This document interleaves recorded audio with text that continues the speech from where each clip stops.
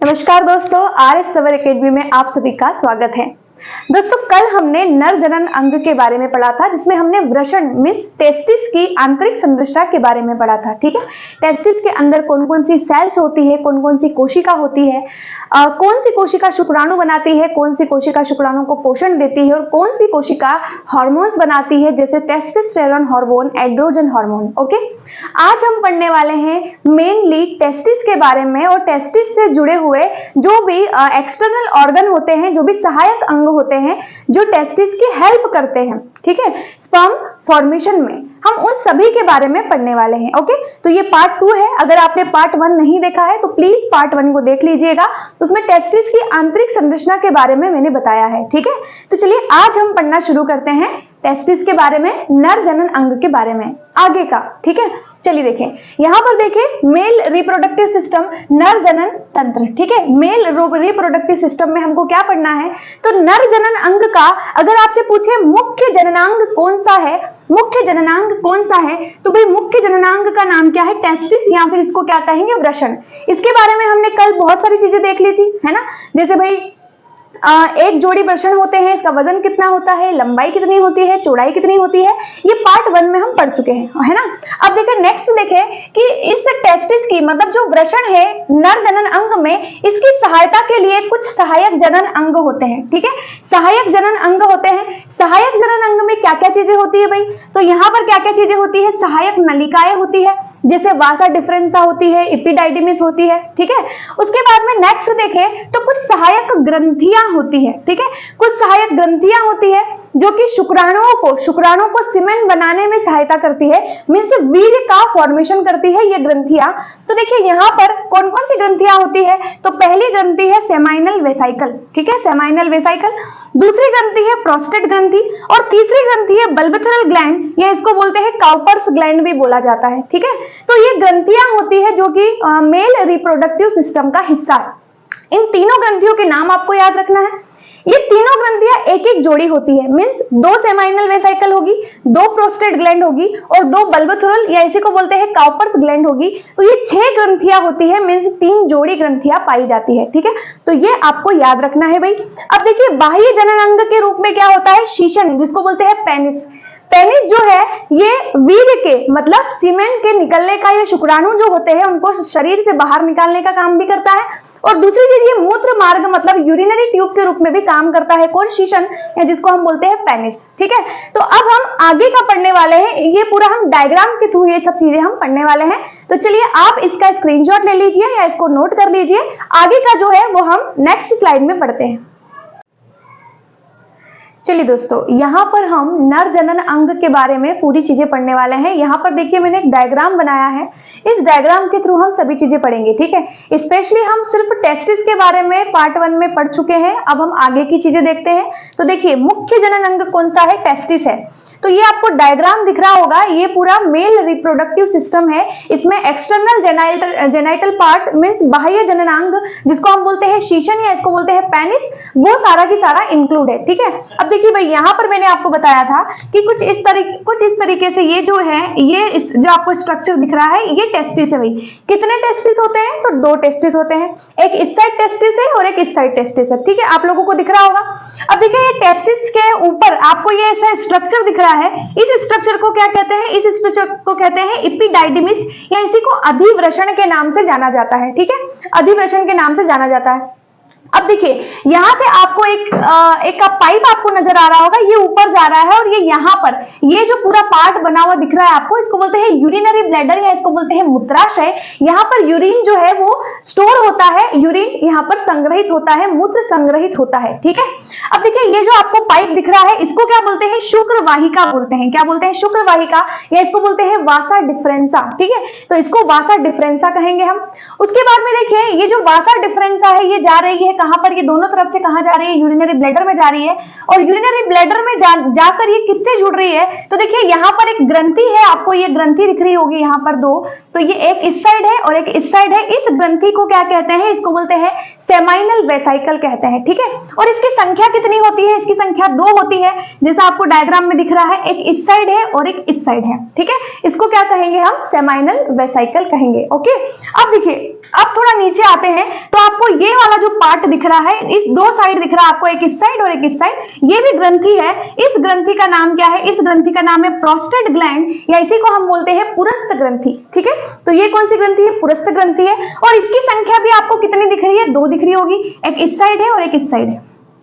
ठीक है, अब थोड़ा सा नीचे आते हैं। नीचे आते हैं तो आपको ये दो पॉइंट दिख रहे होंगे, है ना। एक्चुअली ये पॉइंट मैंने बनाए हैं कि आपको अंतर आसानी से समझ में आ जाए। ये जो आपको 2 नीचे छोटे छोटे से पॉइंट दिख रहे हैं, इसको हम बोलते हैं बल्बैचुरल ग्लैंड, या इसको बोलते हैं काउपर्स ग्लैंड के नाम से भी जाना जाता है। ओके, अब देखिए, अब थोड़ा नीचे आते हैं तो ये जो पार्ट होता है ये है पेनिस, या इसको बोलते हैं शीशन। और पेनिस के माध्यम से ही जो शुक्राणु है, या हम बोल सकते हैं कि जो शुक्राणु होते हैं वो सीमेन के रूप में बाहर आते हैं। मींस शुक्राणु जो है वो वीर्य के रूप में बाहर आते हैं, है ना। अब शुक्राणु जो है वो वीर्य के रूप में कैसे परिवर्तित होते हैं, वीर्य कैसे बनता है, तो ये सब हम आगे वीडियो में देखने वाले हैं। ठीक है, अब देखिए यहाँ पर हम एक और चीज पढ़ लेते हैं, एक और चीज देख लेते हैं कि जैसे हमको पता ही है भाई कि स्पर्म सेल्स या शुक्राणुओं का निर्माण करने वाला कौन है, तो मेनली शुक्राणुओं का जो निर्माण है वो कौन करता है? वो टेस्टिस करते हैं। ठीक है, टेस्टिस करते हैं। तो यहाँ पर देखिए मैंने कुछ छोटा सा डायग्राम बनाया है। भाई 2 टेस्टिस होते हैं, तो एक टेस्टिस ये है, एक टेस्टिस ये है। ठीक है, अब टेस्टिस में क्या होता है? शुक्राणु का निर्माण होता है, मींस शुक्राणु बनते हैं, स्पर्म का फॉर्मेशन होता है। जो स्पर्म फॉर्मेशन होता है वो कितने दिनों में होता है? तो भाई 72 दिन लगते हैं स्पर्म फॉर्मेशन में। 72 दिन में शुक्राणु का निर्माण होता है, स्पर्म का फॉर्मेशन होता है। ठीक है, अब यहाँ पर शुक्राणु बनते हैं, टेस्टिस में शुक्राणु बनते हैं। ये शुक्राणु टेस्टिस से बाहर निकलते हैं। ठीक है, ये शुक्राणु टेस्टिस से बाहर निकलते हैं। ये कहाँ जाते हैं? तो आपको ये वाला जो ऊपर मैंने एक स्ट्रक्चर बनाया है, इसको क्या कहते हैं? इसको बोलते हैं अधिवृषण। ठीक है, इसको क्या बोलते हैं? अधिवृषण बोलते हैं, या इसी को हम बोलते हैं एपिडाइडिमिस के नाम से जाना जाता है। तो शुक्राणु टेस्टिस से निकले और कहां पर चले गए? तो एपिडाइडिमिस में चले गए, जिसको बोलते हैं अधिवृषण। और अधिवृषण में इसका काम क्या है? तो यहाँ पर शुक्राणु जो होते हैं वो संग्रहित होते हैं। ठीक है, स्टोर होते हैं। यहां से निकले, यहां पर गए, यहां पर ये संग्रहित हो जाते हैं, शुक्राणु सेल्स संग्रहित हो जाती है। अच्छा, कितने दिनों तक रह सकती है?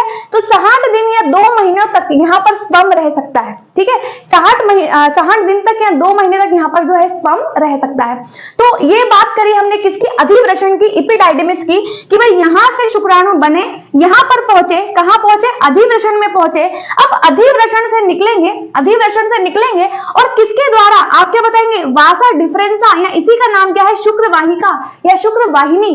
शुक्रवाहिनी से ये शुक्राणु जो है वो सीधे जाएंगे, ऊपर जाएंगे, और कहां पर चले जाते हैं? तो इन ग्रंथियों में जाते हैं। कौन कौन सी ग्रंथियों में जाते हैं? सेमाइनल वेसिकल में जाते हैं शुक्राणु, प्रोस्टेट ग्रंथि में जाते हैं शुक्राणु, और क्या बताएंगे? बल्बैचुरल ग्लैंड में जाते हैं शुक्राणु। ठीक है, अब ये जो ग्रंथियां होती है ये कुछ लिक्विड, या जिनको बोलते हैं म्यूकस एसिड, कुछ ग्लूकोज जो है वो शुक्राणुओं के साथ में मिक्स करते हुए जाती है।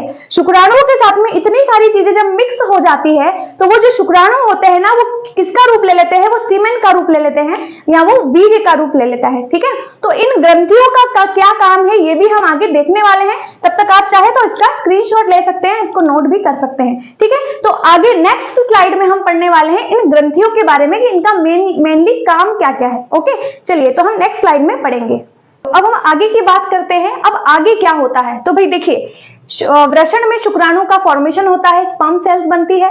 अधिवृषण में यहाँ पर स्टोर होती है स्पर्म सेल, शुक्राणु संग्रहित होते हैं, और वासा डिफरेंसा के माध्यम से ये जाते हैं कहां पर? ये ऊपर की तरफ जाते हैं, मींस उदर गुहा या एब्डोमिनल वाले पार्ट में जाते हैं। ठीक है, एब्डोमिनल वाले पार्ट में क्या होता है? मूत्राशय होता है, यूरिनरी ब्लैडर होता है। अब यूरिनरी ब्लैडर में जाती है कौन? वासा डिफरेंसा जाती है। तो देखिए यहाँ पर देखते हैं वासा डिफरेंसा, ये शुक्र वाहिनी का काम क्या है? आप बताएंगे, यह शुक्राणुओं को या स्पर्म सेल्स को एब्डोमिनल या उदर गुहा तक लेकर जाती है, और उदर गुहा वाले पार्ट में ही क्या होता है? यूरिनरी ब्लैडर या मूत्राशय होता है। ओके, अब देखिए इसके बाद में देखिए जब ये जाती है तो ये किससे कनेक्टेड है? तो ये किससे कनेक्टेड है? ये कौन सी ग्रंथि है? सेमाइनल वेसिकल नाम की ग्रंथि होती है। तो यहाँ पर देखिए सेमाइनल वेसिकल, ठीक है, आपको दिख रहा होगा सेमाइनल वेसिकल। सेमाइनल वेसिकल का काम क्या है? तो यह ग्रंथि शुक्राणुओं के साथ मींस स्पर्म सेल के साथ में श्लेष्मा, या जिसको बोलते हैं म्यूकस, ठीक है, अब देखिए ये जो म्यूकस होता है ना, म्यूकस एक चिपचिपा गाढ़ा पदार्थ होता है, ये किसके साथ में मिश्रित हो जाता है, शुक्राणुओं के साथ में मिश्रित हो जाता है। ठीक है, तो शुक्राणुओं के साथ में एक चिपचिपा पदार्थ होता है जो कि मिश्रित हो जाता है और जो स्पर्म सेल को लेकर जाने के लिए भी सहायता करता है। ठीक है, क्योंकि जो स्पर्म सेल होती है बहुत ही छोटी सेल्स होती है, तो वो जो है वो बोल सकते हैं कि उनको वहन करने के लिए, उनको एक स्थान से दूसरे स्थान तक ले जाने के लिए कौन सहायता करता है, म्यूकस या श्लेष्मा उनकी हेल्प करता है। ठीक है, अब देखिए नेक्स्ट देखते हैं कि ये जो सेमाइनल वेसाइकल है, सेमाइनल वेसाइकल के नीचे ये कौन सी ग्रंथि है, प्रोस्टेट ग्लैंड है, इसको बोलते हैं पुरस्थ ग्रंथि। इसकी भी संख्या कितनी होती है, 2 होती है। इसका काम क्या है, इसका काम यह है कि प्रोस्टेट ग्लैंड या पुरस्थ ग्रंथि जो होती है यह शुक्राणुओं के साथ में सिट्रिक अम्ल को मिला देती है। सिट्रिक अम्ल होता है, साइट्रिक अम्ल होता है। आपसे एग्जाम में सीधे तौर पर पूछा जाता है कि स्पर्म के साथ में या सीमेन में कौन सा अम्ल होता है, सिट्रिक अम्ल होता है। ठीक है, तो शुक्राणुओं के साथ में मिला हुआ होता है सिट्रिक अम्ल। अब देखिए यहां पर सेमाइनल वेसाइकल ने क्या मिलाया था, श्लेष्मा या म्यूकस। अब प्रोस्टेट ग्रंथि ने शुक्राणुओं के साथ में किसको मिला दिया है, सिट्रिक अम्ल को मिला दिया है, साइट्रिक एसिड को मिला दिया है ना। अब शुक्राणुओं के साथ में श्लेष्मा भी मिल चुका है, साइट्रिक अम्ल भी मिल चुका है। अब हम किसकी बात करते हैं, अब हम बात करते हैं किसकी, तो इसके नीचे आपको दिख रही होगी एक ग्रंथि जिसको बोलते हैं बल्बथुरल ग्लैंड। ठीक है, अब दिख रही होगी बल्बथुरल ग्लैंड। अब बल्बथुरल ग्लैंड क्या करती है, तो ये हम नेक्स्ट स्लाइड में पढ़ने वाले हैं, तब तक के लिए आप इसको नोट कर लीजिए।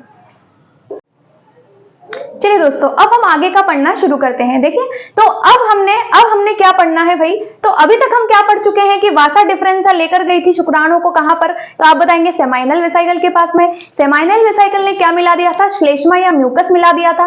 उसके बाद में कौन सी ग्रंथि आती है, प्रोस्टेट ग्रंथि। तो प्रोस्टेट ग्रंथि शुक्राणुओं के साथ में किसको मिलाती है, आप बताएंगे भाई सिट्रिक अम्ल को मिलाती है। ठीक है, सिट्रिक अम्ल भी मिल चुका है शुक्राणुओं के साथ में, स्पर्म सेल के साथ में। अब देखिए इसके नीचे कौन सी ग्रंथि है, बल्बथुरल ग्लैंड है, या इसको काउपर्स ग्लैंड के नाम से भी जाना जाता है। ठीक है, अब देखिए बल्बथुरल ग्लैंड या काउपर्स ग्लैंड जो होती है यह शुक्राणुओं के साथ में किसको मिलाती है, आप क्या बताएंगे, फ्रक्टोज को मिलाती है। और फ्रक्टोज एक प्रकार का क्या है, कार्बोहाइड्रेट है। ठीक है, तो यहाँ पर शुक्राणुओं के साथ में कौन मिल गया है, कार्बोहाइड्रेट मिल गया है, मींस फ्रक्टोज मिल गया है। ये क्वेश्चन आपसे पूछा जाता है कि कौन सी ग्रंथि शुक्राणुओं के साथ में फ्रक्टोज कार्बोहाइड्रेट को मिला देती है। या फिर ऐसा भी क्वेश्चन आता है कि शुक्राणु या सीमेन में या वीर्य में कौन सा कार्बोहाइड्रेट होता है, तो आपका आंसर क्या होगा, फ्रक्टोज होता है। ठीक है, फ्रक्टोज होता है। और फ्रक्टोज एक प्रकार का मोनोसेकेराइड कार्बोहाइड्रेट है। ठीक है, कार्बोहाइड्रेट भी 3 प्रकार के होते हैं, कार्बोहाइड्रेट टॉपिक पढ़ेंगे जब हम इसको पढ़ लेंगे। तो देखिए यहाँ पर क्या लिखा है, यहाँ पर क्या लिखा है भाई कि शुक्राणुओं के साथ में फ्रक्टोज कार्बोहाइड्रेट को मिला देता है। कौन सी ग्रंथि मिला देती है, बल्बथुरल ग्लैंड या काउपर्स ग्लैंड। अब ये फ्रक्टोज है, कार्बोहाइड्रेट है, तो कार्बोहाइड्रेट से इन शुक्राणुओं को क्या मिलती है, ऊर्जा मिलती है भाई। ठीक है, फ्रक्टोज से क्या मिलती है, ऊर्जा मिलती है। अब देखिए नेक्स्ट देखें तो यहाँ पर जो है, देखिए शुक्राणुओं के साथ में श्लेष्मा भी मिल चुका है, सिट्रिक अम्ल भी मिल चुका है, फ्रक्टोज भी मिल चुका है। अब इन सब का काम क्या है, इन सब का काम क्या है, तो शुक्राणुओं के साथ में श्लेष्मा मिलता है, ये एक प्रकार का चिपचिपा पदार्थ होता है जो कि शुक्राणुओं को तरल अवस्था देने का काम करता है। ठीक है, फिर देखिए सिट्रिक अम्ल होता है, सिट्रिक एसिड होता है। सिट्रिक एसिड से शुक्राणुओं को क्या मिलती है, गति मिलती है। ठीक है, क्या मिलती है, गति मिलती है। गति मिलती है जिससे कि वो गति कर पाते हैं, एब्डोमिनल से निकलकर पेनिस में जा पाते हैं।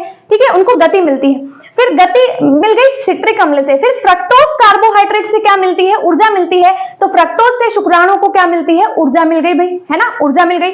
यहाँ पर शुक्राणुओं के साथ में म्यूकस मिला, सिट्रिक अम्ल मिला, फ्रक्टोज कार्बोहाइड्रेट मिला। जब शुक्राणुओं के साथ में ये सब चीजें मिल जाती है तो ये क्या बन जाता है, इसको बोलते हैं वीर्य, बोलते हैं इसको सीमेन बोलते हैं। ठीक है, इसको क्या बोलते हैं, सीमेन। और जो शुक्राणु जो है पेनिस के माध्यम से क्या होते हैं, बाहर आ जाते हैं। तो ये देखिए ये क्या लिखा हुआ है, वीर्य कहलाता है। ये सब चीजें मिलकर क्या कहलाएगी, वीर्य कहलाएगा, सीमेन कहलाएगा। और सेक्सुअल इंटरकोर्स के द्वारा, ठीक है, सेक्सुअल इंटरकोर्स के द्वारा ये जो पेनिस से शुक्राणु बोल दें या फिर वीर्य जो है या सीमेन जो है वो किसी भी मेल के शरीर से बाहर आ जाता है। ठीक है, तो इस प्रकार से जो है ये वीर्य बनता है या सीमेन बनता है ना। अब इसके आगे की और भी प्रोसेस है भाई, जैसे कि आपसे पूछा जा सकता है किसी भी एग्जाम में, महिला सुपरवाइजर हो, एमपीपीएससी हो, यूपीपीसीएस हो, इस टॉपिक से क्वेश्चन जरूर आता है ना। सेल से क्वेश्चन आता है, सीमेन से क्वेश्चन आता है, एपिडाइडमिस से क्वेश्चन आता है, वासा डिफरेंसा से क्वेश्चन आता है। इस टॉपिक से बहुत सारे क्वेश्चन आपके पूछे जाते हैं। अब देखिए इसके अलावा और क्या पढ़ना है भाई हमको, तो जैसे आपने सुना होगा पुरुष नसबंदी होती है ना। पुरुष नसबंदी मीन्स फैमिली प्लानिंग के लिए पुरुष नसबंदी कराई जाती है। तो पुरुष नसबंदी में क्या किया जाता है भाई, किसी भी मेल के बॉडी से किस चीज का ऑपरेशन किया जाता है पुरुष नसबंदी में। तो मैं आपको बता देती हूँ कि पुरुष नसबंदी में क्या होता है, ये जो वासा डिफरेंसा होती है यही होती है जो यहाँ से शुक्राणुओं को लेकर जाने का काम करती है। तो पुरुष नसबंदी में क्या होता है, इस वासा डिफरेंसा या इस शुक्र वाहिनी को ही यहाँ से क्या कर दिया जाता है, काट दिया जाता है, कट कर दिया जाता है। अगर ये कट हो जाती है तो शुक्राणु यहाँ से बाहर ही नहीं आ पाते। ठीक है, शुक्राणु यहाँ से बाहर नहीं आ पाएंगे तो यहाँ नहीं जा पाएंगे, पेनिस के माध्यम से बाहर नहीं आ पाएंगे तो क्या होगा भाई यहाँ पर, तो क्या होगा यहाँ पर जो है, यहाँ पर बोल सकते हैं कि फैमिली प्लानिंग क्या हो सकती है, रुक सकती है। ठीक है, तो ये बात आपको याद रखना है। ठीक है, इसी को बोलते हैं पुरुष नसबंदी में क्या होता है, वासा डिफरेंसा को काट दिया जाता है। और भी चीजें जैसे कि शुक्राणु कितने दिनों तक जीवित रहते हैं, है ना, कितने दिनों तक जीवित रहते हैं, फीमेल की बॉडी में कितने दिनों तक जीवित रहते हैं, ये सभी चीजें हैं, ये हम नेक्स्ट वीडियो में पढ़ने वाले हैं। तो अब हम मिलेंगे नेक्स्ट वीडियो में आपसे। आपको अगर ये वीडियो अच्छा लगा हो, पसंद आया हो, तो प्लीज इसको शेयर जरूर कर दीजिएगा, चैनल को सब्सक्राइब जरूर कीजिएगा। धन्यवाद, थैंक यू सो मच। जय हिंद, जय भारत।